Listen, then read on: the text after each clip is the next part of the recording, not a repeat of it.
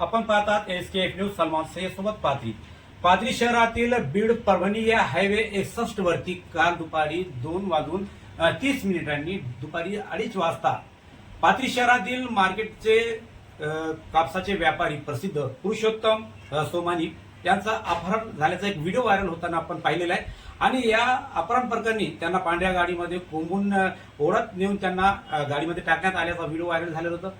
पण पुरुषोत्तम सोमानी अपहरण प्रकरणी फिर्यादी पुरुषोत्तम सोमानी यांनी पाथरी पोलीस स्टेशनला 4:57 एक फिर्याद दाखल केलेली आहे। या फिर्यादीमध्ये त्यांनी आरोपी रंगनाथ भोरे तसेच महादू महागावकर राहणार लोहा जिल्हा नांदेड यांच्या विरुद्ध पाथरी पोलीस स्टेशनला गुन्हा रजिस्टर क्रमांक 480/26 विविध कलमानुसार गुन्हा दाखल करण्यात आलेले। पाथरी पोलीस स्टेशनचे पोलीस निरीक्षक लक्ष्मणजी केंद्रे यांच्या मार्गदर्शनाखाली हा तपास सुरू आहे।